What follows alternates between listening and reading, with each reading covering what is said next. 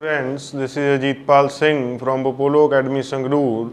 So student, yesterday we have discussed about the conventional sources of energy, in which we have discussed about the two sources, that is coal as a source of energy and hydropower plant as a source of energy. We know the basic idea of the source of energy and why there is the condition of energy crisis in the world in the previous chapters. Today we will discuss about some conventional sources of energy but which are developed after some time. ਬੇਟਾ ਜਿਨ੍ਹਾਂ ਦੇ ਵਿੱਚ ਆਪਾਂ ਇਨਸਾਨ ਨੇ ਆਪਣਾ ਦਿਮਾਗ ਲਾ ਕੇ ਉਹਨਾਂ ਦੀ ਇੰਪਰੂਵਮੈਂਟ ਕੀਤੀ ਤੇ ਉਹਨਾਂ ਨੂੰ ਹਾਰਨੈਸ ਕੀਤਾ, ਉਹਨਾਂ ਸੋਰਸਸ ਆਫ એનર્ਜੀ ਦੀ ਆਪਾਂ ਗੱਲ ਕਰਾਂਗੇ। ਈਵਨ ਦੋ ਉਹਨਾਂ ਨੂੰ ਵੀ ਆਪਾਂ ਕੀ 'ਚ ਰੱਖਾਂਗੇ, ਕਨਵੈਨਸ਼ਨਲ ਸੋਰਸਸ ਆਫ એનર્ਜੀ 'ਚ ਰੱਖਾਂਗੇ। ਤੇ ਉਹ ਦੋ ਸੋਰਸਿਸ ਨੇ, one is biomass and second is wind energy. No doubt ये दोने की ने रीन्यूएबल सोर्सेज ऑफ एनर्जी ने, बट ये कन्वेंशनल ने। ये काफ़ी पुराने टाइम तो आप इन्हों हारनैस करते आ रहे हैं, काफ़ी पुराने टाइम तो आप इन्हों यूज़ करते आ रहे हैं। ठीक है बेटा, तो सब तो पहला तो बेटा क्वेश्चन राइज होंदा भी वट इज़ बायोमास। बेटा बायोमास की है? बेटा बायोमास कोई भी बचिया खुचिया पदार्थ, चाहे वो एग्रीकल्चर दे विचों है, चाहे वो थोड़ी किचन विचों है, चाहे कितों भी है, जिहड़ा गल सड़दा होवे, जिहड़ा डीकंपोज हो सकदा होवे, दैट इज़ कॉल्ड बायोमास। हुण बेटा आपां सोचना भी बायोमास तो आपां किवें एनर्जी पैदा कर सकदे हां। बेटा बायोमास तो आपां एनर्जी बायोगैस प्लांट द्वारा पैदा कर सकदे हां। बायोमास नूं की कीता जांदा बेटा, बायोगैस प्लांट दे विच पा दित्ता जांदा, जिहदे नाल उस विचों बायोगैस निकलदी आ। बायोगैस मेनली मिथेन हुंदी आ बेटा। ठीक है, ये नोट कर लो, मैं इत्थे भी नोट किया होया, तुहानूं दोबारा भी करवाऊँ। What is biogas? Biogas is mainly methane and carbon dioxide and some traces of nitrogen gas, hydrogen gas and carbon monoxide. ये बेटा क्वेश्चन आउंदा हुंदा गा, ये पक्का एक वन मार्क क्वेश्चन बनदा गा भी what do you mean by biogas, what are the main constituents of biogas. ठीक है बेटा, तो ट्रेस अमाउंट दे विच मतलब बहुत घट अमाउंट दे विच बायोगैस च किहड़ियां गैसिज प्रेजेंट होंदियां ने। तो बायोगैस दे विच बेटा methane is the main constituent of biogas. ठीक है जी, एंड कार्बन डाइऑक्साइड भी किसी मात्रा विच हुंदी है। बाकी ट्रेस अमाउंट दे विच nitrogen, hydrogen and carbon monoxide are present. ये बेटा आपां प्रोसैस भी देखांगे भी बायोगैस किवें बनदी आ, बायोगैस प्लांट की हुंदा गा। उस तो पहला दो क्वेश्चन होर बहुत इंपॉर्टेंट ने, बायोगैस नाल ही रिलेटेड नेगे। एक होंदी आ LPG, लिक्विफाइड पैट्रोलीयम गैस, जिहड़ी तुसीं गैस सिलेंडर च यूज़ करदे हो, घरे यूज़ करदे हो। ठीक है, ये पुछदे हुंदे ने क्वेश्चन बेटा भी LPG दे कॉन्स्टिट्यूएंट गैसिज किहड़ियां ने। बेटा LPG दीयां कॉन्स्टिट्यूएंट गैसिज ने प्रोपेन एंड ब्यूटेन। ये भी आपदा नोट कर लो, ये भी वन मार्क क्वेश्चन जां MCQ बनदा ही बनदा हुंदा। Then another kind of gas is CNG, compressed natural gas. इन्हां तिन्नां बारे आपां गल करांगे। ये बेटा मेनली मिथेन हुंदी आ। बेटा जिहड़ी CNG हुंदी आ, ये आपां नूं पैट्रोलीयम ते कोल दे रिजर्व कोल ही मिलदी आ। ठीक है, फिर इनू कंप्रैस करके इनू इंडस्ट्री दे विच भेजा जांदा। बट बेटा LPG जिहड़ी हैगी आ वो थोड़ी कॉस्टली हुंदी आ, CNG थोड़ी सस्ती हुंदी आ। बट LPG जदों जलदी आ ना ਤਾਂ ਉਹ ਕੰਪਲੀਟਲੀ ਜਲਦੀ ਆ, ਉਹਦੇ ਵਿੱਚ ਧੂਆਂ ਨਹੀਂ ਨਿਕਲਦਾ। ਪਰ CNG ਦੇ ਵਿੱਚ ਹਲਕਾ ਫੁਲਕੇ ਧੂਏ ਦੀ ਗੁੰਜਾਇਸ਼ ਹੁੰਦੀ ਹੈ। ਇਸੇ ਤਰ੍ਹਾਂ ਬੇਟਾ ਬਾਇਓਗੈਸ ਹੈ, ਬਾਇਓਗੈਸ ਦੇ ਵਿੱਚ ਵੀ ਬਹੁਤ ਘੱਟ, ਮਤਲਬ ਬਾਇਓਗੈਸ ਇੱਕ ਤਰ੍ਹਾਂ ਨਾਲ ਫ੍ਰੀ ਦੀ ਗੈਸ ਆ ਜਿਹੜੀ ਆਪਾਂ ਆਪਦੇ ਘਰੇ ਹਾਰਨੈਸ ਕਰ ਸਕਦੇ ਹਾਂ ਯੂਜ਼ਿੰਗ ਬਾਇਓਗੈਸ ਪਲਾਂਟ। ਹੁਣ ਬੇਟਾ ਆਪਾਂ ਦੇਖ ਲੈਣਾ ਵੀ ਬਾਇਓਗੈਸ ਪਲਾਂਟ ਕੀ ਹੁੰਦਾ ਗਾ ਤੇ ਕਿਸ ਤਰ੍ਹਾਂ ਦਾ ਹੁੰਦਾ। ਇਹਦੇ ਵਿੱਚ ਬੇਟਾ ਡਾਇਗਰਾਮ ਆ ਤੁਹਾਡੀ ਨੈਕਸਟ ਪੇਜ ਦੇ ਉੱਤੇ ਜਿਹੜੀ ਕਿ ਗਿਵਨ ਹੈ, दैट इज़ बायोगैस प्लांट की जिहड़ी डायग्राम आ बेटा जी वो ये रही। इहदे विच की आ देखो ध्यान नाल, आपदी बुक ते देखियो। स्लरी बेटा, slurry what do you mean bye slurry? बेटा पानी दे विच जिहड़ा काऊ डंग हुंदा जां फिर वेस्ट हुंदा, उहदा यूरिन हुंदा, उहनूं घोल के जिहड़ा एक मिक्सचर तैयार कीता जांदा, दैट इज़ कॉल्ड स्लरी। बेटा स्लरी हुंदी आ ना जिहड़ी, ਉਹ ਇੱਕ ਇਨਲੈਟ ਪਾਈਪ ਦੇ ਥਰੂ, ਇਹਨੂੰ ਇਨਲੈਟ ਪਾਈਪ ਕਹਿੰਦੇ ਆ, ਇੱਥੇ ਇਨਲੈਟ ਕਰਦੇ ਆ, ਇਨਲੈਟ ਪਾਈਪ ਦੇ ਥਰੂ ਇੱਕ ਵੈਲ ਦੇ ਵਿੱਚ ਉਤਾਰ ਦਿੱਤੀ ਜਾਂਦੀ ਹੈ। ਬੇਟਾ ਇਹ ਜਿਹੜਾ ਵੈਲ ਹੁੰਦਾ ਨਾ, ਇਹ ਗਰਾਊਂਡ ਲੈਵਲ ਤੋਂ ਨੀਚੇ ਹੁੰਦਾ ਗਾ। ਮਤਲਬ ਇੱਥੇ ਜੇ ਆਪਾਂ ਦੇਖੀਏ ਤਾਂ ਆਹ ਗਰਾਊਂਡ ਲੈਵਲ ਤੇ ਆ ਸਾਰਾ ਕੁਝ। ਠੀਕ ਹੈ, ਇਹ ਕੀ ਹੈ, ਗਰਾਊਂਡ ਲੈਵਲ ਤੇ ਆ, ਇੱਥੇ ਤੱਕ ਇਹ ਗਰਾਊਂਡ ਲੈਵਲ ਤੇ ਆ, ਤੇ ਆਹ ਸਾਰਾ ਆਹ ਵਾਲਾ ਹਿੱਸਾ ये सारा की है बेटा जी ग्राउंड लैवल दे डाउन आ, हेठां ये ग्राउंड लैवल दे, ठीक है, ये नीचे आ ग्राउंड लैवल तो। ਤਾਂ ਕੀ ਹੁੰਦਾ ਬਾਇਓਗੈਸ ਪਲਾਂਟ ਦੇ ਵਿੱਚ, ਇਹ ਜਿਹੜੀ ਬੇਟਾ ਸਲਰੀ ਹੁੰਦੀ ਆ, slurry mixture of you know ਕੀ ਕਿਹਦਾ ਮਿਕਸਚਰ ਹੁੰਦਾ ਹੈਗਾ, ਇਹ ਮਿਕਸਚਰ ਹੁੰਦਾ ਹੈਗਾ ਯੂਅਰ ਕਾਊ ਡੰਗ ਕੇਕ ਹੋ ਗਿਆ, ਬਾਇਓਮਾਸ ਹੋ ਗਏ, ਪੱਤੇ ਹੋ ਗਏ, ਯੂਰਿਨ ਹੋ ਗਿਆ, ਸਾਰਿਆਂ ਦਾ ਪਾਣੀ ਦੇ ਵਿੱਚ ਬਣਾ ਕੇ ਇੱਕ ਮਿਕਸਚਰ ਤਿਆਰ ਕੀਤਾ ਜਾਂਦਾ ਜਿਹਨੂੰ ਇਸ ਦੇ ਵਿੱਚ ਪਾਇਆ ਜਾਂਦਾ ਬੇਟਾ। ਉਹ ਇਸ ਦੇ ਵਿੱਚ ਪਈ ਰਹਿੰਦੀ ਆ ਤੇ ਇੱਥੇ ਉਹਦੀ ਐਨਾਰੋਬਿਕ ਰੈਸਪੀਰੇਸ਼ਨ ਹੁੰਦੀ ਆ। ਕੀ ਹੁੰਦੀ ਆ? ਐਨਾਰੋਬਿਕ ਰੈਸਪੀਰੇਸ਼ਨ। ਬੈਕਟੀਰੀਆਜ਼ ਹੁੰਦੇ ਨੇ ਜਿਹੜੇ ਐਨਾਰੋਬਿਕ ਰੈਸਪੀਰੇਸ਼ਨ ਕਰਦੇ ਨੇ। ਐਨਾਰੋਬਿਕ ਰੈਸਪੀਰੇਸ਼ਨ ਕਰਕੇ ਉਹ ਕਿਹੜੀ ਗੈਸ ਪੈਦਾ ਕਰਦੇ ਨੇ? ਮਿਥੇਨ ਗੈਸ ਪੈਦਾ ਕਰਦੇ ਨੇ ਬੇਟਾ। ਉਹ ਬੈਕਟੀਰੀਆ ਕਿੱਥੋਂ ਆਉਂਦੇ ਨੇ ਪੁੱਤਰ ਜੀ? ਜਿਹੜਾ ਯੂਰਿਨ, ਜਿਹੜਾ ਕਾਓ ਦਾ ਡੰਗ ਹੁੰਦਾ ਨਾ, ਕਾਓ ਦਾ ਜਿਹੜਾ ਗੋਹਾ ਹੁੰਦਾ ਗਾ, ਉਹਦੇ ਵਿੱਚ ਹੀ ਮਿਥੈਨੋਜਨਸ ਨਾਮ ਦੇ ਬੈਕਟੀਰੀਆ ਪਾਏ ਜਾਂਦੇ ਨੇ, ਕਿਉਂਕਿ ਕਾਓ ਦੀ ਇੰਟੈਸਟਾਈਨ ਦੇ ਵਿੱਚ ਹੀ ਮਿਥੈਨੋਜਨਸ ਹੁੰਦੇ ਨੇ ਤੇ ਜਦੋਂ ਉਹ ਅਨਡਾਈਜੈਸਟਡ ਫੂਡ ਨੂੰ ਬਾਹਰ ਕੱਢਦੀ ਆ ਤਾਂ ਉਹਦੇ ਨਾਲ ਹੀ ਮਿਥੈਨੋਜਨਸ ਬਾਹਰ ਨਿਕਲੇ ਆਉਂਦੇ ਨੇ ਤੇ ਉਹੀ ਬੈਕਟੀਰੀਆ ਇਹਦੇ ਵਿੱਚ ਉਹਦੇ ਨਾਲ ਗੋਹੇ ਦੇ ਨਾਲ ਚਲੇ ਜਾਂਦੇ ਨੇ ਤੇ ਉੱਥੇ ਜਾ ਕੇ ਐਨਾਰੋਬਿਕ ਰੈਸਪੀਰੇਸ਼ਨ ਕਰਦੇ ਨੇ ਬੇਟਾ। ਇਸ ਗੈਸ ਟੈਂਕ ਦੇ ਵਿੱਚ ਕੀ ਹੋਊਗੀ? ਐਨਾਰੋਬਿਕ ਰੈਸਪੀਰੇਸ਼ਨ ਹੋਊਗੀ। ਇਹ ਇਹਨਾਂ ਨੇ ਡਾਇਗਰਾਮ ਥੋੜੀ ਜਿਹੀ ਗਲਤ ਬਣਾਈ ਹੋਈ ਆ, ਠੀਕ ਹੈ, ਤਾਂ ਐਕਚੁਅਲ ਡਾਇਗਰਾਮ ਮੈਂ ਤੁਹਾਨੂੰ ਸੈਂਡ ਕਰ ਦੂੰਗਾ, ਬਟ ਇੱਥੋਂ ਸਮਝ ਲਓ ਵੀ ਇਸ ਤੋਂ ਬਾਅਦ ਇੱਥੇ ਗੈਸ ਬਣਨੀ ਸ਼ੁਰੂ ਹੋ ਜਾਂਦੀ ਆ ਬੇਟਾ। ਇਹਦੇ ਨਾਲ ਹੀ ਇੱਕ ਆਊਟਲੈਟ ਪਾਈਪ ਹੁੰਦੀ ਆ। ਜਿਵੇਂ ਜਿਵੇਂ ਇੱਧਰੋਂ ਸਲਰੀ ਇਨ ਆਉਂਦੀ ਆ, ਉਹ ਜਿਹੜੀ ਇਨ ਆਈ ਸਲਰੀ ਆ ਉਹ ਆਊਟਲੈਟ ਪਾਈਪ ਦੇ ਵਿੱਚੋਂ ਸਲਰੀ ਨੂੰ ਬਾਹਰ ਵੀ ਕੱਢੀ ਜਾਂਦੀ ਆ, ਠੀਕ ਹੈ, ਤਾਂ ਉਹ ਆਊਟਲੈਟ ਤੇ ਚਲੀ ਜਾਂਦੀ ਆ। ਹੁਣ ਜਿਹੜੀ ਉਹ ਸਲਰੀ ਹੈ ਜਿਹੜੀ ਇੱਕ ਵਾਰ ਗੈਸ ਚੈਂਬਰ ਦੇ ਮਤਲਬ ਗੈਸ ਟੈਂਕ ਦੇ ਵਿੱਚ ਉਹਦੀ ਐਨਾਰੋਬਿਕ ਰੈਸਪੀਰੇਸ਼ਨ ਹੋ ਚੁੱਕੀ ਆ, ਉਹਦੇ ਵਿੱਚੋਂ ਮਿਥੇਨ ਗੈਸ ਨਿਕਲ ਚੁੱਕੀ ਆ, ਠੀਕ ਹੈ, ਉਹ ਫਿਰ ਅੱਗੇ ਜਾ ਕੇ ਐਜ਼ ਅ ਫਰਟੀਲਾਈਜ਼ਰ ਯੂਜ਼ ਹੋ ਜਾਂਦੀ ਆ। ਉਹ ਐਜ਼ ਅ ਫਰਟੀਲਾਈਜ਼ਰ ਯੂਜ਼ ਹੋ ਜਾਂਦੀ ਆ। ਤੇ ਇਹਦਾ ਮਤਲਬ ਕੀ ਹੋ ਗਿਆ? ਜੇ ਆਪਾਂ ਪ੍ਰੋਪਰ ਤਰੀਕੇ ਨਾਲ ਬਾਇਓਮਾਸ ਨੂੰ ਠਿਕਾਣੇ ਲਾਉਣਾ ਹੋਵੇ, ਉਹਨੂੰ ਯੂਟੀਲਾਈਜ਼ ਕਰਨਾ ਹੋਵੇ, ਤਾਂ biogas plant is the best source to do so, ਠੀਕ ਹੈ। ਉਹਦੇ ਨਾਲ ਆਪਾਂ ਨੂੰ ਇੱਕ ਤਾਂ ਐਨਰਜੀ ਨੀਡਸ ਪੂਰੀਆਂ ਹੋ ਜਾਣਗੀਆਂ, ਇੱਕ ਆਪਣੇ ਕੋਲ ਨੈਚੁਰਲ ਜਿਹੜੀ ਮੈਨਿਓਰ ਬਣ ਜੂਗੀ ਫਸਲਾਂ ਵਾਸਤੇ, ਉਹ ਵੀ ਤਿਆਰ ਹੋ ਜੂਗੀ ਬੇਟਾ, ਠੀਕ ਹੈ। ਤਾਂ ਇਸ ਤਰ੍ਹਾਂ ਨਾਲ ਆਪਾਂ ਕਹਿ ਸਕਦੇ ਹਾਂ ਵੀ ਬਾਇਓਗੈਸ ਪਲਾਂਟ ਆ ਜਿਹੜਾ ਉਹ ਇੱਕ ਪ੍ਰੋਪਰ ਸਫਾਈ ਕਰਨ ਵਾਲਾ ਅਤੇ ਐਨਰਜੀ ਦੀਆਂ ਲੋੜਾਂ ਨੂੰ ਪੂਰੀਆਂ ਕਰਨ ਵਾਲਾ ਇੱਕ ਬਹੁਤ ਹੀ ਚੰਗਾ ਸਾਧਨ ਹੈ, ਠੀਕ ਹੈ ਬੇਟਾ। ਇਹਦੇ ਵਿੱਚੋਂ ਜ਼ਿਆਦਾਤਰ ਸਲਰੀ ਦੀ ਡੈਫੀਨੇਸ਼ਨ ਆਉਂਦੀ ਹੁੰਦੀ ਆ। ਹੁਣ ਦੇਖੋ ਜਦੋਂ ਇੱਥੇ ਗੈਸ ਭਰ ਗਈ ਬੇਟਾ ਗੈਸ ਟੈਂਕ, ਤਾਂ ਇੱਥੇ ਗੈਸ ਆਊਟਲੈਟ ਆ। ਗੈਸ ਆਊਟਲੈਟ ਦਾ ਮਤਲਬ ਇੱਥੇ ਟੈਪ ਲੱਗੀ ਹੋਈ ਆ, ਟੈਪ ਨੂੰ ਖੋਲ ਕੇ ਆਪਾਂ ਇੱਥੋਂ ਗੈਸ ਨਾਲ ਸਿਲੰਡਰ ਆਪਦੇ ਭਰ ਸਕਦੇ ਹਾਂ, ਕਿਉਂਕਿ ਇਹ ਗੈਸ ਹੁੰਦੀ ਆ 75% ਤੱਕ ਇਹ ਮਿਥੇਨ ਗੈਸ ਹੁੰਦੀ ਆ, ਠੀਕ ਹੈ ਬੇਟਾ ਜੀ। ਮਿਥੇਨ ਗੈਸ ਕੀ ਕਰਦੀ ਆ? ਹਾਈਲੀ ਕੰਬਸਟੇਬਲ ਹੁੰਦੀ ਆ, ਤਾਂ ਆਪਾਂ ਉਹਨੂੰ ਭੋਜਨ ਬਣਾਉਣ ਵਾਸਤੇ ਜਾਂ ਫਿਰ ਹੋਰ ਕਿੰਨੀਆਂ ਚੀਜ਼ਾਂ ਵਾਸਤੇ, ਰੌਸ਼ਨੀ ਕਰਨ ਵਾਸਤੇ ਯੂਜ਼ ਕਰ ਸਕਦੇ ਹਾਂ। ਤਾਂ ਬੇਟਾ ਚਲੋ ਆਪਾਂ ਨੈਕਸਟ ਵਿੰਡ ਐਨਰਜੀ ਵੀ ਆਪਾਂ ਦੇਖ ਹੀ ਲੈਂਦੇ ਹਾਂ, ਇਹ 'ਚ ਵੀ ਕੋਈ ਜ਼ਿਆਦਾ ਵੱਡਾ ਉਹ ਨਹੀਂ ਹੈਗਾ, ਰੀਡਿੰਗ ਫੇਰ ਕਰ ਲੈਂਦੇ ਆਪਾਂ। ਤਾਂ ਬੇਟਾ ਵਿੰਡ ਐਨਰਜੀ 'ਚ ਮੈਂ ਤੁਹਾਨੂੰ ਪਹਿਲਾਂ ਹੀ ਦੱਸ ਚੁੱਕਿਆ ਲਾਸਟ ਲੈਕਚਰ ਦੇ ਵਿੱਚ ਵੀ ਵਿੰਡ ਕੀ ਕਰਦੀ ਆ, ਵਿੰਡ ਐਨਰਜੀ ਕੀ ਹੁੰਦੀ ਆ, ਵਿੰਡ ਕੀ ਹੁੰਦੀ ਆ। ਪਹਿਲਾਂ ਵਿੰਡ ਕਹਿੰਦਾ the flowing air is called wind. ਜਦੋਂ ਏਅਰ ਫਲੋ ਕਰਦੀ ਆ, ਠੀਕ ਹੈ, ਤਾਂ ਉਹਨੂੰ ਆਪਾਂ ਵਿੰਡ ਕਹਿ ਦਿੰਦੇ ਆ, ਮਤਲਬ ਏਅਰ ਚੱਲਦੀ ਆ। ਹੁਣ ਬੇਟਾ ਜਦੋਂ ਚੱਲ ਰਹੀ ਆ ਤਾਂ ਉਹਦੇ ਵਿੱਚ ਕਨੈਟਿਕ ਐਨਰਜੀ ਆ, ਉਹਦੇ ਵਿੱਚ ਕੀ ਆ? ਕਨੈਟਿਕ ਐਨਰਜੀ। ਹੁਣ ਜੇ ਆਪਾਂ ਉਹਦੇ ਅੱਗੇ ਕੋਈ ਪੱਖਾ ਰੱਖ ਦਈਏ ਜਿਹਦੇ ਆਪਾਂ ਜਿਹੜੇ ਖੰਭ ਨੇ ਜਿਹੜੇ ਉਹਦੇ ਫੀਦਰਸ ਨੇ ਉਹ ਥੋੜ੍ਹੇ ਇਨਕਲਾਈਨਡ ਰੱਖ ਲਈਏ, ਤਾਂ ਉਹਨਾਂ 'ਤੇ ਉਹ ਪ੍ਰੈਸ਼ਰ ਪਾਊਗੀ ਤੇ ਉਹਨਾਂ ਨੂੰ ਘੁਮਾ ਦੂਗੀ। ਉਹ ਜਿਹੜੇ ਉਹਦੇ ਖੰਭ ਘੁੰਮ ਰਹੇ ਨੇ, ਆਪਾਂ ਉਹਦੇ ਪਿੱਛੇ ਕੀ ਲਾਤਾ? ਡਾਇਨਾਮੋ ਲਗਾਤਾ, ਤਾਂ ਡਾਇਨਾਮੋ ਦੇ ਵਿੱਚ ਡਾਇਨਾਮੋ ਦੇ ਜਿਹੜੇ ਕੋਇਲਸ ਨੇ ਉਹ ਘੁੰਮਣ ਲੱਗ ਗਏ ਤੇ ਉਹਦੇ ਨਾਲ ਹੀ ਬਿਜਲੀ ਪੈਦਾ ਹੋ ਗਈ ਬੇਟਾ, ਠੀਕ ਹੈ। ਤਾਂ ਇਸ ਤਰ੍ਹਾਂ ਨਾਲ ਆਪਾਂ ਵਿੰਡ ਤੋਂ ਵੀ ਇਲੈਕਟ੍ਰੀਸਿਟੀ ਹਾਰਨੈਸ ਕਰ ਸਕਦੇ ਹਾਂ, ਠੀਕ ਹੈ। ਪੁਰਾਣੇ ਜ਼ਮਾਨੇ 'ਚ ਮੈਂ ਤੁਹਾਨੂੰ ਦੱਸਿਆ ਸੀ ਆਪਾਂ ਇਹਨੂੰ ਕੀ 'ਚ ਯੂਜ਼ ਕਰਦੇ ਸੀ? ਆਟਾ ਦੀ ਚੱਕੀ ਨੂੰ ਪੀਣ ਵਾਸਤੇ ਯੂਜ਼ ਕਰਦੇ ਸੀ ਕਮਰਸ਼ੀਅਲ ਲੈਵਲ 'ਤੇ। ਬਟ ਬੇਟਾ ਵਿੰਡ ਐਨਰਜੀ ਨਾ ਹਰੇਕ ਜਗ੍ਹਾ ਨਹੀਂ ਲਗਾਈ ਜਾ ਸਕਦੀ। ਵਿੰਡ ਐਨਰਜੀ ਹਰੇਕ ਜਗ੍ਹਾ ਕਿਉਂ ਨਹੀਂ ਲਗਾਈ ਜਾ ਸਕਦੀ? ਕਿਉਂਕਿ ਬੇਟਾ ਇੱਕ ਤਾਂ ਆਪਣੇ ਕੋਲ ਧਰਤੀ 'ਤੇ ਜਗ੍ਹਾਵਾਂ ਐਸੀਆਂ ਬਹੁਤ ਘੱਟ ਨੇ ਜਿੱਥੇ ਇੱਕ ਐਪਰੋਪਰੀਏਟ ਮੀਟਰ ਪਰ ਆਰ ਦੀ ਸਪੀਡ ਨਾਲ ਕੀ ਚੱਲਦੀ ਆ? ਵਿੰਡ ਚੱਲਦੀ ਆ। ਮਤਲਬ 1.5 ਮੀਟਰ ਪਰ ਆਰ ਦੀ ਸਪੀਡ ਨਾਲ ਆਪਣੇ ਕੋਲ ਵਿੰਡ ਚੱਲਣੀ ਚਾਹੀਦੀ ਆ, ਫਿਰ ਕਿਤੇ ਜਾ ਕੇ ਇਹਦੇ ਫਰਕ ਹੁੰਦੇ ਨੇ, ਠੀਕ ਹੈ। ਤਾਂ ਇਹ ਮਤਲਬ ਇੰਨੀ ਸਪੀਡ ਹੋਣੀ ਚਾਹੀਦੀ ਆ ਵਿੰਡ ਦੀ। ਤਾਂ ਬਹੁਤ ਘੱਟ ਜਗ੍ਹਾਵਾਂ ਨੇ ਬੇਟਾ ਜਿੱਥੇ ਇੰਨੀ ਸਪੀਡ ਪੋਸੀਬਲ ਹੈ। ਸੈਕਿੰਡ ਥਿੰਗ ਕੀ ਹੈ? ਸੈਕਿੰਡ ਥਿੰਗ ਇਹਨਾਂ ਦੀ ਮੇਨਟੇਨੈਂਸ ਬਹੁਤ ਹੈ ਬੇਟਾ।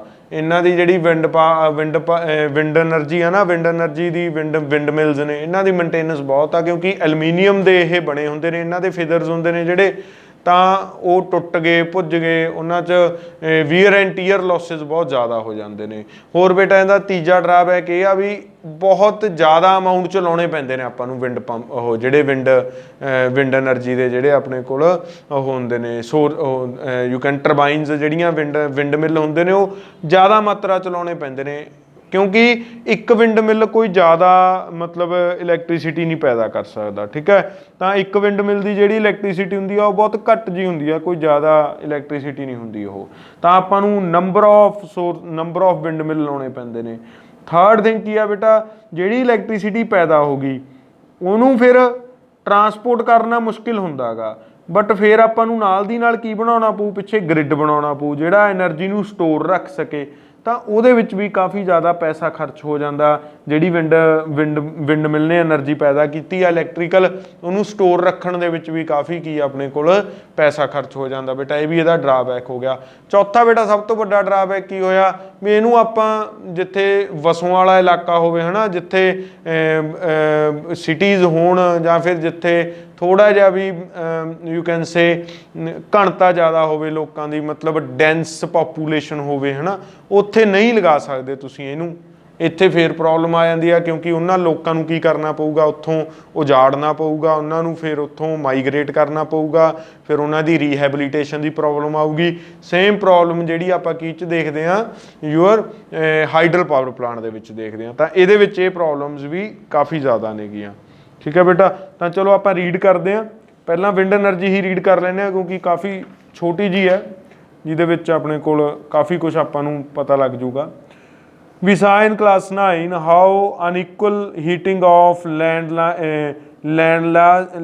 mass and water bodies by solar radiation generate air movement and cause wind to blow, ਠੀਕ ਹੈ। ਇਹ ਤੁਹਾਨੂੰ ਪਤਾ ਹੋਣਾ ਚਾਹੀਦਾ, 9th ਕਲਾਸ ਦੇ ਵਿੱਚ ਤੁਸੀਂ ਪੜ੍ਹਿਆ ਹੋਊਗਾ ਵੀ ਵਿੰਡ ਕਿਵੇਂ ਫਲੋ ਕਰਦੀ ਆ। ਚਲੋ ਜੇ ਤੁਹਾਨੂੰ ਨਹੀਂ ਵੀ ਪਤਾ ਬੇਟਾ, ਮੈਂ ਤੁਹਾਨੂੰ ਐਕਸਪਲੇਨ ਕਰ ਦਿੰਦਾ। ਦੇਖੋ ਧਰਤੀ ਦੇ ਉੱਤੇ ਕੋਈ ਐਸੀ ਜਗ੍ਹਾ ਜਿੱਥੇ ਸੂਰਜ ਦੀਆਂ ਕਿਰਨਾਂ ਸਿੱਧੀਆਂ ਪੈਂਦੀਆਂ ਨੇ, ਉੱਥੇ ਗਰਮੀ ਹੋ ਜਾਂਦੀ ਆ ਬੇਟਾ। ਉੱਥੇ ਗਰਮੀ ਹੋਣ ਕਰਕੇ ਕੀ ਹੁੰਦਾ, ਜਿਹੜੀ ਹਵਾ ਹੁੰਦੀ ਆ ਉਹ ਗਰਮ ਹੋ ਜਾਂਦੀ ਆ।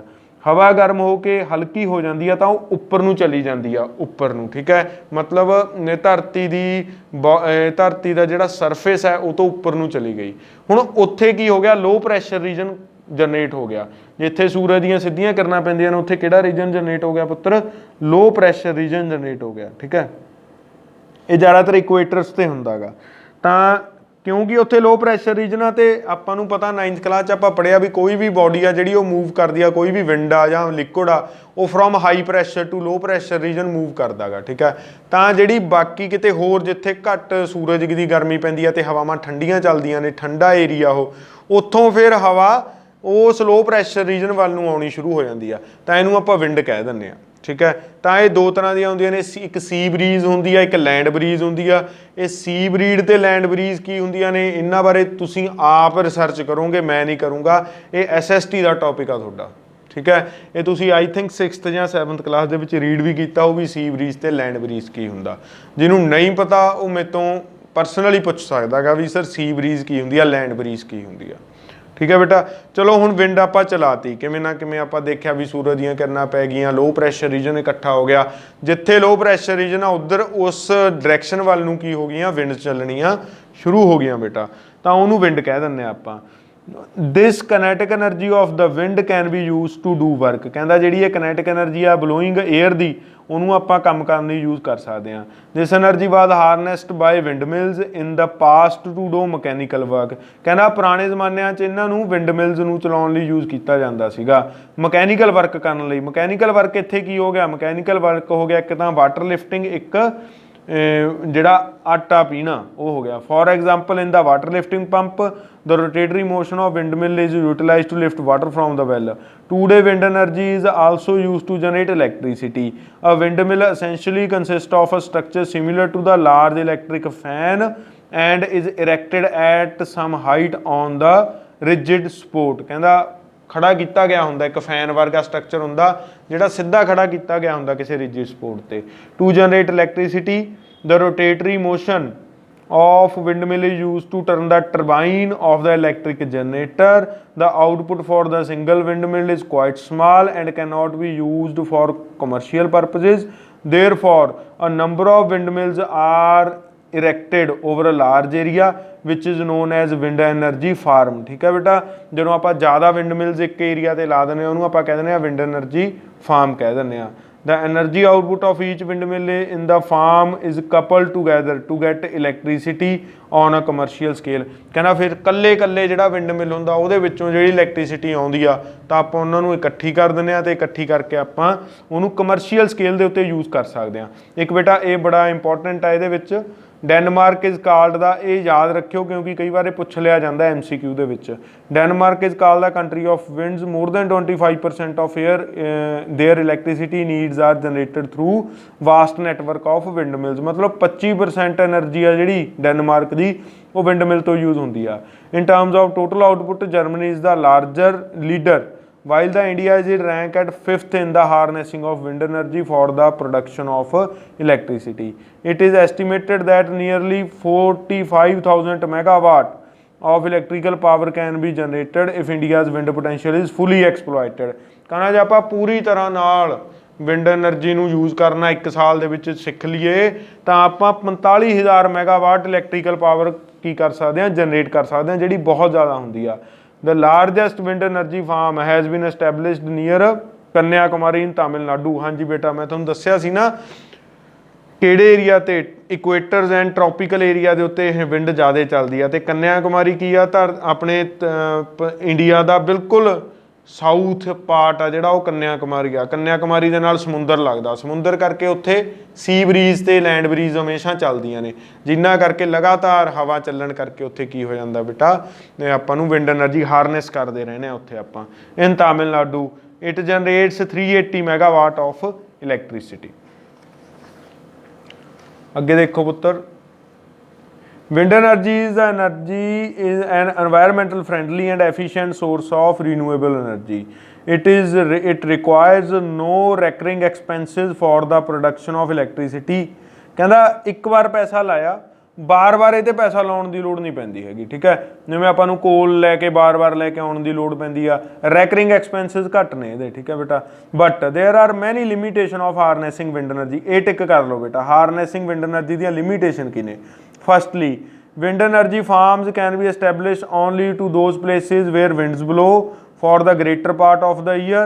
The wind speed should also be higher than 15 kilometre, sorry मैं 1.5 किलोमीटर कह गया सी बेटा, 15 किलोमीटर पर आवर की स्पीड तो घट नहीं होनी चाहिए उत्थे विंड की स्पीड, उत्थे ही विंड एनर्जी विंड मिल लगूगा to maintain the required speed of the turbine. Furthermore there should be some backup facilities like storage cell. कहना बैकअप फैसिलिटीज़ भी होनी चाहिए ने, स्टोरेज सैल होने चाहिए ने जिहड़े कि बहुत महंगे मिलते हैं बेटा। Storage cells to take care of energy needs during period when there is no wind. कहना फिर कई बार आ जिथे विंड रुक गई फिर आपां नूं जे वो स्टोर नहीं की ਉਹਦੀ एनर्जी फिर आपां उत्थे दीयां नीड्स नूं पूरीआं नहीं कर सकांगे। ठीक है बेटा, establishment of wind energy farms required a large area land. For a 1 megawatt generator the farm need about 2 hectare of land. ठीक है, जे आपां कहंदे 1 ਮੈਗਾਵਾਟ एनर्जी पैदा करनी आ विंड मिल नूं हारनैस करके ਤਾਂ ਆਪਾਂ ਨੂੰ 2 ਹੈਕਟੇਅਰ लैंड चाहिदी आ। मतलब ਇਹਦਾ मतलब ਕੀ ਆ, ਜੇ ਆਪਾਂ ਉਹਨੂੰ ਸਿਟੀਜ਼ ਚ ਲਾਉਣ ਦੀ ਕੋਸ਼ਿਸ਼ ਕਰਾਂਗੇ ਤਾਂ ਆਪਾਂ ਨੂੰ ਸਾਰੀਆਂ ਸਿਟੀਜ਼ ਕੀ ਕਰਨੀਆਂ ਪੈ ਜਾਣਗੀਆਂ, ਉਹਨਾਂ ਨੂੰ ਮਾਈਗ੍ਰੇਟ ਕਰਨਾ ਪੈ ਜਾਊਗਾ। ਠੀਕ ਹੈ ਬੇਟਾ, ਤਾਂ ਲੈਂਡ ਦੀ ਪ੍ਰੋਬਲਮ ਆ ਜਾਊਗੀ, ਉੱਥੇ ਬੰਦਿਆਂ ਨੂੰ ਰੀਹੈਬਿਲਿਟੇਸ਼ਨ ਦੀ ਪ੍ਰੋਬਲਮ ਆ ਜੂ। The initial cost establishment of the farm is quite high. ਜਿਹੜੀ ਸ਼ੁਰੂਆਤੀ ਕਾਸਟ ਆ ਬੇਟਾ ਉਹ ਬਹੁਤ ਜ਼ਿਆਦਾ ਹਾਈ ਆ। Moreover since the tower and the blade are expose to vagaries of nature like rain, sun, storm and cyclone, they need a high level of maintenance। ਇਹ ਮੈਂ ਤੁਹਾਨੂੰ ਦੱਸਿਆ ਹੀ ਆ, ਕਿਉਂਕਿ ਉਹਦੇ ਉੱਤੇ ਫੀਦਰਸ ਹੁੰਦੇ ਨੇ ਤੇ ਉਹ ਸਾਰਾ ਦਿਨ ਧੁੱਪ 'ਚ, ਕਦੇ ਛਾਂ 'ਚ, ਕਦੇ ਬੇਟਾ ਮੀਂਹ ਆ ਗਿਆ, ਹਨੇਰੀ ਆ ਗਈ, ਤਾਂ ਉਹਨਾਂ ਦੀ ਵੀਅਰ ਟੀਅਰ ਜਿਹੜੀ ਆਪਣੇ ਕੋਲ ਡੈਮੇਜਸ ਹੁੰਦੀਆਂ ਨੇ ਉਹ ਬਹੁਤ ਜ਼ਿਆਦਾ ਹੋ ਜਾਂਦੀਆਂ ਨੇ, ਤੇ ਉਹਨਾਂ ਨੂੰ ਬਚਾ ਕੇ ਰੱਖਣ ਲਈ ਵੀ ਆਪਾਂ ਨੂੰ ਕਾਫੀ ਜ਼ਿਆਦਾ ਪੈਸਾ ਕੀ ਕਰਨਾ ਪੈਂਦਾ ਬੇਟਾ, ਖਰਚ ਕਰਨਾ ਪੈਂਦਾ। ਚਲੋ ਆਪਾਂ ਹੁਣ ਪਿੱਛੇ ਦੇਖਦੇ ਹਾਂ ਬੇਟਾ ਬਾਇਓਮਾਸ, ਤੇ biomass as a source of energy ਕਰਦੇ ਹਾਂ। We mentioned earlier that wood has been used as a fuel for long time. If we can ensure that enough trees are planted, a continuous supply of firewood can be assured. We must also be familiar with the use of cow dung cakes as fuel. Pathiyan beta, cow dung cakes. Given the large livestock population in India, this can also assure that steady source of fuel. Since these fuels are plant and animal products, the source of these fuel is said to be biomass. ठीक है, ਤਾਂ ਕਹਿੰਦਾ ਜਿਹੜਾ ਵੀ ਆਪਾਂ ਜਿਉਂਦੀਆਂ ਜਾਗਦੀਆਂ ਚੀਜ਼ਾਂ ਤੋਂ fuel ਪੈਦਾ ਕਰਦੇ ਹਾਂ, ਜਿਨ੍ਹਾਂ 'ਚ ਪਲਾਂਟ ਤੇ ਐਨੀਮਲ ਦੋਨੇ ਆ ਜਾਂਦੇ ਨੇ, ਉਹਨਾਂ ਨੂੰ ਆਪਾਂ ਬਾਇਓਮਾਸ ਕਹਿੰਦੇ ਆ। These fuels, however, do not produce much heat on burning, and a lot of smoke is given out when they are burnt. Therefore, technological inputs to improve the efficiency of these fuel is necessary। ਕਹਿੰਦਾ ਕਿਉਂਕਿ ਆਪਾਂ ਨੂੰ ਪਤਾ ਵੀ ਇਹਨਾਂ 'ਚ ਬਿਜਲੀ pollution ਬਹੁਤ ਜ਼ਿਆਦਾ ਹੁੰਦਾ ਤੇ ਬਹੁਤ ਜ਼ਿਆਦਾ ਸਮੋਕ ਛੱਡਦੀਆਂ ਨੇ, ਤਾਂ ਕਰਕੇ ਆਪਾਂ ਨੂੰ ਟੈਕਨੋਲੋਜੀ ਕੀ ਕਰਨੀ ਪਊ, ਚੇਂਜ ਕਰਨੀ ਪਊ। ਯੂਜ਼ ਇਹੀ ਕਰਾਂਗੇ ਬਟ ਚੇਂਜ ਟੈਕਨੋਲੋਜੀ ਦੇ ਵਿੱਚ ਯੂਜ਼ ਕਰਾਂਗੇ ਬੇਟਾ, ਤਾਂ ਕਿ ਇਹਨਾਂ ਦੀ ਜਿਹੜੀ ਪੋਲਿਊਸ਼ਨ ਆ ਉਹ ਘਟ ਜੇ। ਠੀਕ ਹੈ, therefore technology can fuel when woods burned in limited supply of oxygen, water and volatile material present in it get removed and charcoal is left behind as a residue. Charcoal burned without flame, this is comparatively smokeless and has higher heat generated efficiency। ਇਹ ਬੇਟਾ ਕੋਲੇ ਹੁੰਦੇ ਨੇ, ਠੀਕ ਹੈ, ਕੋਲੇ ਬਣ ਜਾਂਦੇ ਨੇ। ਜਿਨ੍ਹਾਂ ਦੇ ਘਰੇ ਅੱਜ ਵੀ ਚੁੱਲ੍ਹੇ ਨੇ ਉਹਨਾਂ ਨੂੰ ਪਤਾ ਹੋਊ, ਜਦੋਂ ਤੁਸੀਂ ਮਤਲਬ ਕੋਈ ਉਹ ਜਲਾ ਲੈਂਦੇ ਹੋ ਨਾ, ਲੱਕੜ ਜਲਾ ਲੈਂਦੇ ਹੋ, ਯੂਜ਼ ਕਰ ਲੈਂਦੇ ਹੋ ਚੁੱਲ੍ਹੇ ਦੇ ਵਿੱਚ, ਤਾਂ ਉਹਦੇ ਜਿਹੜੇ ਕੋਲੇ ਬਣ ਜਾਂਦੇ ਨੇ ਉਹਨਾਂ ਨੂੰ ਦੁਬਾਰੇ ਅੱਗ ਲੱਗ ਸਕਦੀ ਹੁੰਦੀ ਆ। ਠੀਕ ਹੈ, ਤਾਂ ਬੁੜੀਆਂ ਪੁਰਾਣੀਆਂ ਉਹਨਾਂ ਨੂੰ ਰੱਖ ਲੈਂਦੀਆਂ ਸੀ ਸੁਆਹ ਦੇ ਥੱਲੇ, ਫਿਰ ਉਹਨਾਂ ਨਾਲ ਹੀ ਅਗਲੇ ਦਿਨ ਦੁਬਾਰਾ ਅੱਗ ਚਾਲੂ ਕਰ ਲੈਂਦੀਆਂ ਸੀਗੀਆਂ ਉਹਨਾਂ ਨੂੰ ਅੱਗ ਲਾ ਕੇ, ਕਿਉਂਕਿ ਉਹਦੇ ਵਿੱਚ ਉਹ ਸਮੋਕਲੈਸਲੀ ਜਲਦੇ ਨੇ ਤੇ ਬਹੁਤ ਜਲਦੀ ਜਲਦੇ ਨੇ। ਉਹਨੂੰ ਹੀ ਇਹਨਾਂ ਨੇ ਚਾਰਕੋਲ ਕਿਹਾ ਹੋਇਆ ਬੇਟਾ। Similarly, cow dung, various plants material like the residue after harvesting the crop, vegetable waste and sewage are decomposed in the absence of oxygen to give biogas। ठीक है, यही चीज़ मैं तुहानूं दस्सी सी भी आपां एनारोबिक रेस्पिरेशन करवाउने आ तां बायोगैस पैदा हुंदी आ। किहदी एनारोबिक रेस्पिरेशन हुंदी आ? क्रॉप्स ਦੀ ਹੁੰਦੀ ਆ ਬੇਟਾ, ਜਿਹੜਾ ਕ੍ਰੌਪਸ ਦਾ ਰੈਜ਼ੀਡਿਊ ਰਹਿ ਗਿਆ ਹੁੰਦਾ। ਠੀਕ ਹੈ, ਇੱਕ ਵਾਰ ਆਪਾਂ ਮੰਨ ਲਓ ਜੀਰੀਆਂ ਆਪਾਂ ਕੱਢ ਲਈਆਂ, ਠੀਕ ਹੈ, ਤਾਂ ਉਦੋਂ ਬਾਅਦ ਕੀ ਹੋਊਗਾ, ਉਹਦੇ ਪਿੱਛੇ ਜਿਹੜਾ ਕਚਰੇ ਖੜੇ ਰਹਿ ਜਾਣਗੇ ਉਹਨਾਂ ਨੂੰ ਪੱਟ ਕੇ, ਜਾਂ ਫਿਰ ਹੋਰ ਜਿਹੜੀਆਂ ਵੀ ਚੀਜ਼ਾਂ ਕ੍ਰੌਪਸ ਨੇਗੀਆਂ ਜਿਹੜੀਆਂ ਜਿਨ੍ਹਾਂ ਦੇ ਮਤਲਬ ਯੂ ਕੈਨ ਸੇ ਸਟੈਮਸ ਰਹਿ ਜਾਂਦੇ ਨੇ, ਉਹਨਾਂ ਨੂੰ ਫਿਰ ਪੱਟ ਕੇ ਆਪਾਂ ਬਾਇਓਮਾਸ ਬਾਇਓਗੈਸ ਜਨਰੇਟ ਕਰ ਸਕਦੇ ਹਾਂ। Residue of harvesting crops, vegetable waste and sewage are decomposed in absence of oxygen to give biogas. Since the starting material is mainly cow dung, it is probably called ਗੋਬਰ gas. ਕਿਉਂਕਿ ਕਹਿੰਦਾ ਜ਼ਿਆਦਾਤਰ ਆਪਾਂ ਜਿਹੜਾ biogas ਨੂੰ ਕੱਢਣ ਲਈ ਜ਼ਿਆਦਾਤਰ ਚੀਜ਼ ਆਪਾਂ ਯੂਜ਼ ਕਰਦੇ ਹਾਂ, ਉਹ ਕੀ ਕਰਦੇ ਹਾਂ, ਕਾਊ ਡੰਗ ਹੀ ਯੂਜ਼ ਕਰਦੇ ਹਾਂ, ਜਿਹਨੂੰ ਤਾਂ ਕਰਕੇ ਇਹਨੂੰ ਗੋਬਰ ਗੈਸ ਵੀ ਕਹਿ ਦਿੱਤਾ ਜਾਂਦਾ। Biogas is produced in the plant as shown in figure. ਉਹ ਬੇਟਾ ਪਲਾਂਟ ਆਪਾਂ ਡਿਸਕਸ ਕਰ ਚੁੱਕੇ ਹਾਂ। ਠੀਕ ਹੈ, the plant has a dome like structure built with bricks. A slurry of cow dung and water is made in mixing tank and where it is fed into the digester। आ digester हो गया बेटा। ठीक है, ये mixing tank हो गया, slurry पा दी गई। The digester is sealed chambered in which there is no oxygen. ये चारे पासों सील्ड चैम्बर होंदा, ये विच कोई ऑक्सीजन नहीं होंदी। Anaerobic micro organism that do not require oxygen to decompose or break down the complex compounds of cow dung slurry. ठीक है बेटा, ਉਹਦੇ ਵਿੱਚ ਕੀ ਹੁੰਦੇ ਨੇ, ਮੈਂ ਤੁਹਾਨੂੰ ਦੱਸਿਆ ਮਿਥੈਨੋਜਨਸ ਹੁੰਦੇ ਨੇ ਜਿਹੜੇ ਐਨਰੋਬਿਕ ਰੈਸਪੀਰੇਸ਼ਨ ਕਰਕੇ ਮਿਥੇਨ ਬਣਾ ਦਿੰਦੇ ਨੇ। It takes a few days for to decomposition process to be completed and generate gases like methane, carbon dioxide, hydrogen and nitrogen and hydrogen sulphide. The biogas is stored in the gas tank above the digester. ਇਹਦੇ ਉੱਤੇ gas tank ਹੁੰਦਾ ਜਿਹਦੇ ਵਿੱਚ biogas store ਕਰ ਲਈ ਜਾਂਦੀ ਹੈ ਬੇਟਾ ਡਾਈਜੈਸਟਰ ਦੇ ਉੱਤੇ। from which they are drawn through the pipes for the use। ਆ ਪਾਈਪ ਆ ਜਿਹਨੂੰ ਗੈਸ ਆਊਟਲੈਟ ਕਰ ਦਿੱਤਾ ਜਾਂਦਾ।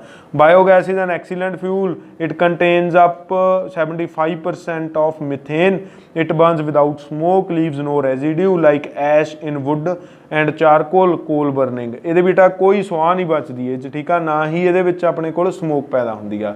its heating capacity is high। biogas is also used for lightening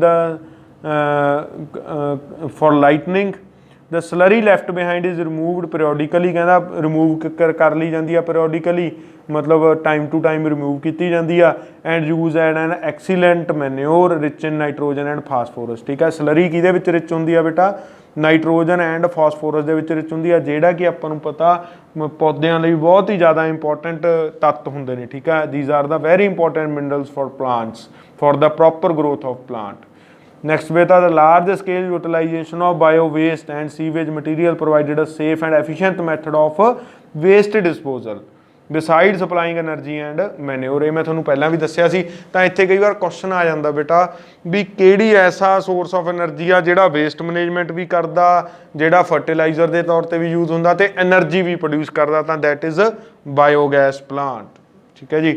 do you think that biogas is renewable source of energy? Obviously biogas is a renewable source of energy. ਕਿਉਂ ਬੇਟਾ biogas? ਕਿਉਂਕਿ ਕਾਉਨੇਟ ਕਦੇ ਡੰਕ ਕਰਨ ਨੂੰ ਹਟਣਾ ਨਹੀਂਗਾ, ਤਾਂ ਆਪਾਂ ਬਾਰ-ਬਾਰ ਉਹ ਚੀਜ਼ ਨੂੰ ਯੂਜ਼ ਕਰ ਸਕਦੇ ਹਾਂ। ਠੀਕ ਹੈ, ਤਾਂ ਇਹ ਰੀਨਿਊਏਬਲ ਬਹੁਤ ਜਲਦੀ ਇਹਦੀ ਪੂਰਤੀ ਹੋ ਜਾਂਦੀ ਆ। ਇਹ ਪੂਰਤੀਯੋਗ ਸਾਧਨ ਨੇ। ਠੀਕ ਹੈ, that is called renewable sources of energy.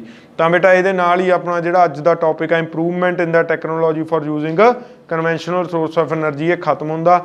ਕੱਲ ਤੋਂ ਆਪਾਂ ਬੇਟਾ ਅਲਟਰਨੇਟ ਸੋਰਸ ਆਫ એનર્ਜੀ ਸ਼ੁਰੂ ਕਰ ਦਾਂਗੇ। ਠੀਕ ਹੈ, ਅਲਟਰਨੇਟ ਔਰ non conventional source of energy. ਜਿਹੜੇ ਹਜੇ ਤੱਕ ਇਹ ਕੀ ਹੁੰਦੇ ਨੇ, ਇਹਨਾਂ ਬਾਰੇ ਧਿਆਨ ਨਾਲ ਇੱਕ ਵਾਰ ਮਾਈਂਡ ਦੇ ਵਿੱਚ ਡੈਫੀਨੇਸ਼ਨ ਬਣਾ ਲਓ ਵੀ ਇਹ ਉਹ ਸੋਰਸਿਸ ਨੇ ਪੁੱਤਰ ਜੀ ਜਿਹੜੇ ਆਪਾਂ ਨੂੰ ਪਤਾ ਤਾਂ ਹੈਗੇ ਨੇ ਵੀ ਆਪਾਂ ਇਹਨਾਂ ਨੂੰ ਯੂਜ਼ ਕਰ ਸਕਦੇ ਹਾਂ, ਬਟ ਇੱਥੇ ਪ੍ਰੋਬਲਮ ਹੈ ਵੀ ਆਪਾਂ ਉਹਨਾਂ ਨੂੰ ਚੰਗੀ ਤਰ੍ਹਾਂ ਨਾਲ ਹਜੇ ਡਿਵੈਲਪ ਨਹੀਂ ਕਰ ਸਕੇ। ਉਹਦੀਆਂ ਲਿਮਿਟੇਸ਼ਨਸ ਨੇਗੀਆਂ, ਕਿਉਂ ਨਹੀਂ ਡਿਵੈਲਪ ਕਰ ਸਕੇ, ਕਿਹੜੇ ਸੋਰਸਿਸ ਆਪਾਂ ਡਿਵੈਲਪ ਕਰ ਸਕਦੇ ਹਾਂ। ਠੀਕ ਹੈ, ਉਹ ਹੁੰਦੇ ਨੇ ਅਲਟਰਨੇਟਿਵ।